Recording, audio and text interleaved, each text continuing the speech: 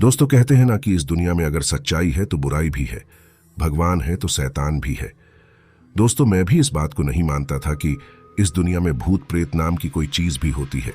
लेकिन अगर आप गांव से रहते हैं तो आपको थोड़ा सतर्क रहना पड़ेगा। मेरा तो घर गांव में है। मेरे गांव के आधे बुजुर्ग तो भूतों के साथ कुश्ती कर चुके हैं और कुछ लोगों से तो भूतों ने बीड़ी मांगकर पी हुई है। दोस्तों, मुझे अपने गांव के बुजुर्गों के इन बातों का कोई असर नहीं पड़ता था।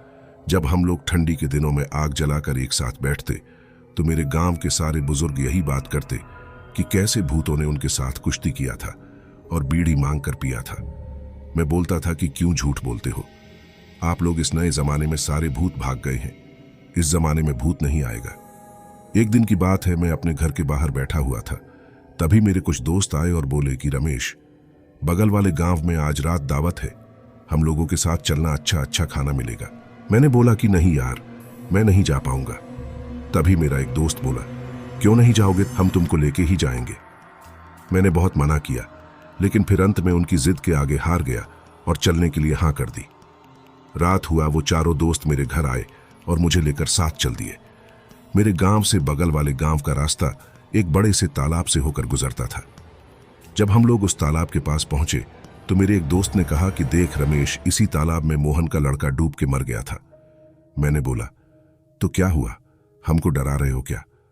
और हम पांचों हंसने लगे। बातें करते करते हम लोग उस गांव में पहुंच गए जहां दावत थी। हम लोग ने जमकर दावत खाया और फिर जाने की बारी आई।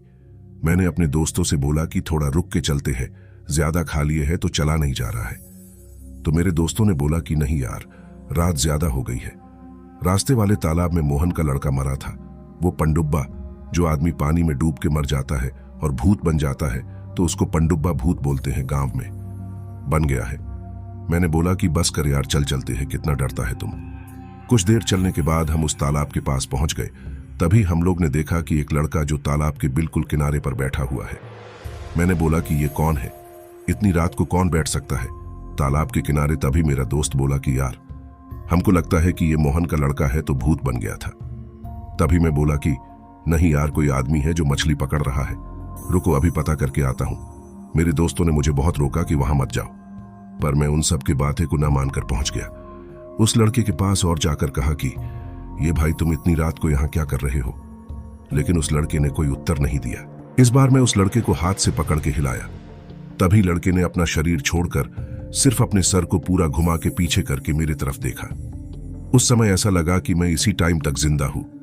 उस लड़के का पूरा चेहरा सफेद था और वो जोर जोर से हंस रहा था। मैं बहुत जोर से भागा वहां से और अपने दोस्तों के पास आ गया। बहुत देर तक हंसने के बाद वो पंडुब्बा पानी के अंदर कूद गया। जब वो पानी के अंदर कूद गया तब हम लोग एक साथ दौड़े हुए भागे वहां से और सीधे जाकर अपने घर पर रुके। सुबह पूरे गांव में हल्ला हो गया कि हम चारों को तालाब वाले भूत ने दौड़ाया है।